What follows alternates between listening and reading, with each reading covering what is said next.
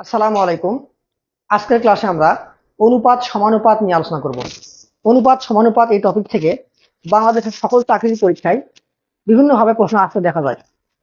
আমি এখানে চারটা টাইপ এর প্রশ্ন লিখছি। এই প্রশ্নগুলো বিসিএস ব্যাংক প্রাইমারি ভর্তি পরীক্ষায় অনেকবার আসছিল। তো আজকে আমরা এই চারটা প্রশ্ন নিয়ে আলোচনা করব এবং কিভাবে পরীক্ষায় অল্প সময়ে সংক্ষিপ্তভাবে অ্যান্সার করা যায় সেই টেকনিকগুলো শিখব। এখানে বলা হয়েছে পনির ও তপনের আয়ের অনুপাত 4:3, তপন ও রবিনের আয়ের অনুপাত 5:4। পনিরের আয় 120 টাকা হলে রবিনের আয় কত? এখানে মোট 3 জন আছে, পনির, তপন এবং রবিন। তো আমরা পনির এবং তপনের আয়ের অনুপাত 4:3 এখানে লিখছি। আবার তপন এবং রবিনের আয়ের অনুপাত, তপন আর রবিনের আয়ের অনুপাত 5:4। 5:4। তো আমরা এই যে 3 জন এখানে যে আছে, এই যে চারটা, একটা দুটা তিনটা চারটা, এটাকে আমরা ধারাবাহিক অনুপাতে রূপান্তর করব, তিনটা বানাবো। তো এটা নিয়ম হলো আমরা এই কোনাকুনি গুণ দিব, এখানে 3 এখানে 5, আমরা এটাকে ইন্টারচেঞ্জ করবো। তাহলে 5 দিয়ে এটা দুটাকে গুণ দিব আর 3 দিয়ে এটা দুটাকে গুণ দিব।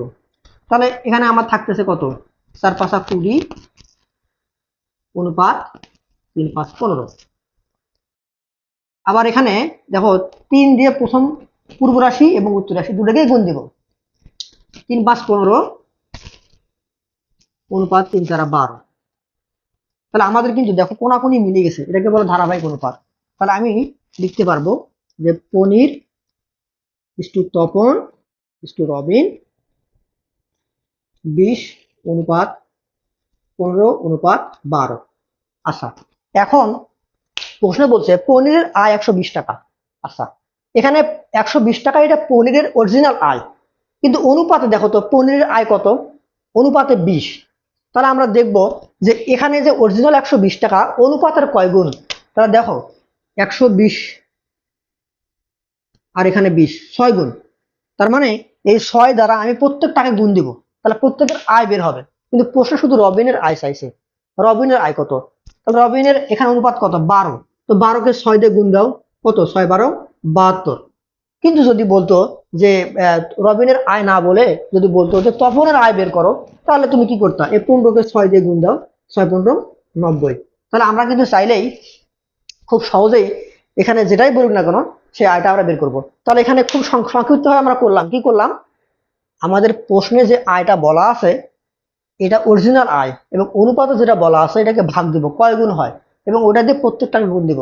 তাহলে আমাদের স্পেসিফিক্যালি প্রত্যেকের আয়টা বের হয়ে আসবে। তাহলে এখানে রবিনের আয় কত? 72 টাকা। তো অঙ্কটা খুবই গুরুত্বপূর্ণ, অনেকবার পরীক্ষাতে আসছিল। তো আমাদের পরবর্তী অঙ্ক যে 261টা আম 3 ভাইয়ের মধ্যে 1/3 অনুপাত 1/5 অনুপাত 1/9 অনুপাতে ভাগ করে দেওয়া হলো, প্রথম ভাই কয়টি আম পাবে? তো আমরা এখানে যে অনুপাতগুলো ভগ্নাংশ আছে এটাকে একটু সরল অনুপাত বানাবো। তো সরল অনুপাত আমরা কেমনে বানাতে পারি? দেখো এখানে 3 ভাইয়ের এই 3, 5 এবং 9, ভালো করে খেয়াল করো, 3, 5 এবং 9 এর লসাগু বের করবো। তো 3, 5 এবং 9 এর লসাগু কত হবে? 45। লসাগু দিয়ে প্রত্যেকটাকে গুণ করব।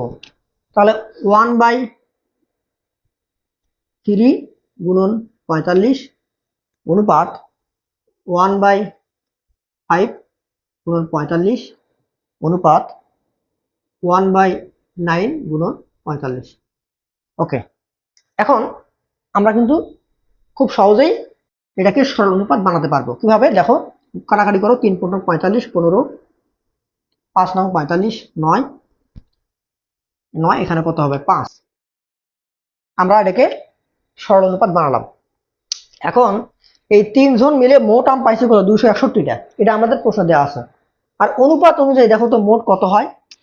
অনুপাত যোগ করি, 15 যোগ 9 যোগ 5, তাহলে এখানে 24 আর 5 = 29। তাহলে অনুপাত অনুযায়ী আমাদের মোট কত? 29। কিন্তু আমাদের প্রকৃতপক্ষে এখানে মোট আম কয়টা? 261টা। তাহলে দেখবো যে 261 29-এর কয় গুণ। তাহলে 261 29-এর কয় গুণ হয় একটু দেখি। আচ্ছা, তো এটাকে যদি 9 দিয়ে গুণ দিই, দেখি 9 দিয়ে কাটা যায় কিনা। 9 9 81, 9 2 18, 26। হ্যাঁ, মিলে গেছে। তার 9 গুণ, কয় গুণ?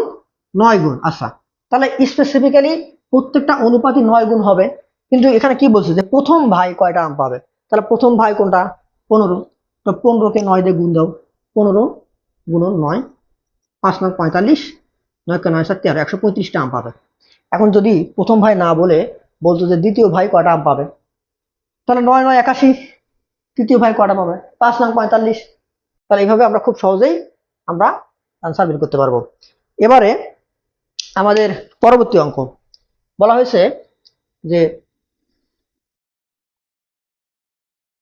60 লিটার কেরোসিন ও পেট্রোলের মিশ্রণের অনুপাত 7:3। আচ্ছা, ওই মিশ্রণে আর কত লিটার পেট্রোল মিশালে অনুপাত 3:7 হবে? খুবই ইন্টারেস্টিং একটা অঙ্ক, এবং এটা খুবই গুরুত্বপূর্ণ, অনেকবার আসছিল বিভিন্ন চাকরি পরীক্ষাগুলোতে। তাহলে আমরা একটু ভালো করে দেখি। এখানে বলছে যে কেরোসিন এবং পেট্রোল, কেরোসিন অনুপাত পেট্রোল, কেরোসিন পেট্রোল অনুপাত বলছে 7:3। ওকে, 7:3। আচ্ছা, অনুপাত অনুযায়ী এখানে মোট কত হয় দেখো তো? 7 যোগ 3 কত হয়? 10। কিন্তু এখানে বলছে যে কয় লিটার? মোট কয় লিটার? 60 লিটার। তাহলে 60 লিটার কয় গুণ? অনুপাতের কয় গুণ? অনুপাত যোগফলের কয় গুণ দেখো তো? 6 গুণ। আচ্ছা, তাহলে 6 দিয়ে আমি 7কে গুণ দিব, 6 দিয়ে 3কে গুণ দিব। তাহলে দেখো তো কেরোসিন কত হয়? কেরোসিন হলো 6 7 42। আর পেট্রোল কত হয়? 3 6 18 লিটার পেট্রোল। এটা আমাদের এই যে মিশ্রণে আছে। এখন বলছে যে এই মিশ্রণে আর কত লিটার পেট্রোল মিশালে, কি মিশাবে? পেট্রোল। তাহলে পেট্রোল যদি মিশাই, কেরোসিন কিন্তু আগেরটাই আছে, কেরোসিনের কোনো পরিবর্তন করে নাই। আচ্ছা, পেট্রোল মিশালে কত লিটার পেট্রোল মিশালে অনুপাত 3:7 হবে? এক্ষেত্রে তখন কেরোসিন কত হবে? প্রথমে হলো কেরোসিন 3 আর পেট্রোল কত? 7, 3:7 হবে। এটা আমাদের বলছে যে কত লিটার পেট্রোল মিশালে অনুপাত 3:7 হবে। তাহলে পেট্রোল যেহেতু মিশাবে, তাহলে কেরোসিন আগের 42 লিটারই আছে, তাই তো? এখন দেখবো যে এই যে 42 অনুপাতের এখানে কত দেখো তো? 3, তাই না? এখানে কেরোসিন কত? 3। আর এখানে কত? 42। তাহলে 42 3-এর কয় গুণ? 42 3-এর 14 গুণ, 14 গুণ, 14 গুণ। আর 14 গুণ যদি হয়, এই 14 দিয়ে তাহলে আমি পরেরটাকে গুণ করব, তাহলে ওটা পেট্রোল পাবো। তাহলে পেট্রোল কত হতে হবে? 14 গুণন 7, তার সাথে 28 9, 98 লিটার। তাহলে পেট্রোল হতে হবে 98 লিটার, তাহলেই অনুপাত 3:7 হবে। তাহলে পেট্রোল আগে ছিল কয় লিটার? 18 লিটার। আর এই অনুপাত 3:7 বানাতে হলে কত করতে হবে? 98 লিটার বানাতে হবে। তাহলে মেশাতে হবে কয় লিটার? 98 বিয়োগ 18 কত হয়? 80 লিটার। এটা আমাদের উত্তর। আচ্ছা, এরপরে এক ব্যক্তির মাসিক আয় ও ব্যয়ের অনুপাত 5:3। মাসিক আয় এবং ব্যয়,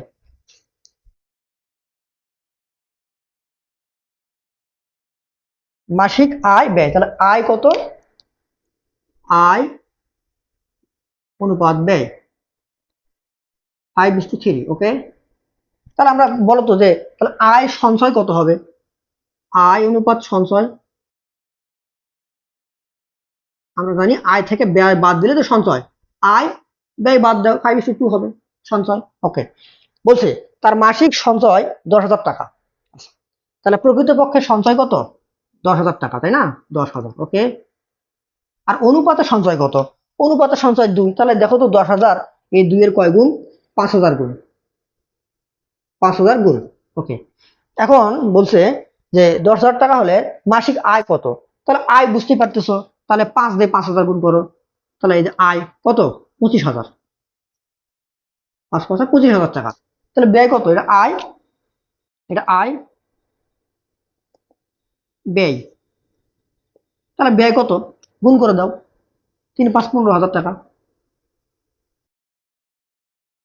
এখন যদি তোমাকে আবার প্রশ্ন করে তাহলে আয় এবং ব্যয়ের অনুপাত বের করো, বা আয় এবং ব্যয়ের অনুপাত বের করো, তাহলে আয় অনুপাত ব্যয় দেখো তো কত হয়? ও, আয় এবং সঞ্চয়, সরি, আয় তো আয় ব্যয় তো বলা আছে, আয় অনুপাত সঞ্চয় অনুপাত বের করো। তাহলে আয় অনুপাত সঞ্চয়।